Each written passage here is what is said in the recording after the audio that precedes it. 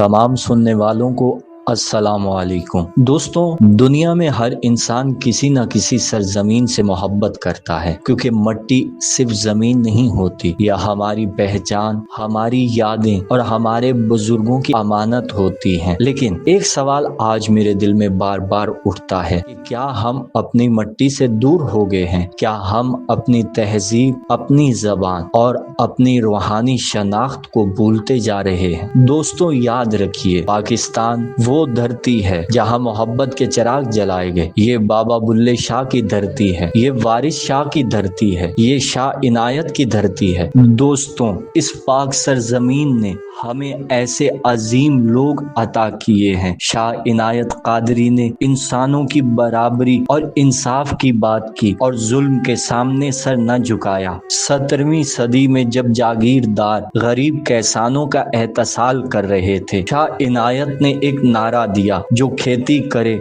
जमीन उसकी है। उन्होंने गरीब किसानों को उनका हक दिलाने की कोशिश की। वारिस शाह, दोस्तों, जब वारिस शाह ने हीर लिखी तो वो सिर्फ एक मोहब्बत की दास्तान नहीं थी, बल्कि पंजाब के दुख, खुशी, रस्म रिवाज और तहजीब की तस्वीर थी। उन्होंने अपनी शायरी के जरिए इंसानों को मोहब्बत और एक दूसरे के दर्द को समझने का पैगाम दिया। आज भी पंजाब की रूह को समझना हो तो वारिस शाह की हीर पढ़ी जाती है, लेकिन हम दूसरों की नकल करने में मसरूफ हैं। मगरिब की अच्छी चीजों को सीखना गलत नहीं है, लेकिन अपनी शनाख्त को खो देना एक अलमिया है। अगर हम अपनी जबान, अपनी शायरी, अपनी रिवायात और अपने बुजुर्गों की तालीमात को भूल जाएंगे तो हमारी आने वाली नस्लें अपनी जड़ों से कट जाएंगी। ये धरती औलिया की धरती है, ये धरती मोहब्बत की धरती है। हमें दुनिया के साथ चलना चाहिए, लेकिन अपनी मट्टी, अपनी तहजीब और अपने बुजुर्गों की तालीमात को कभी नहीं भूलना चाहिए, क्योंकि जिस कौम को अपनी पहचान याद न रहे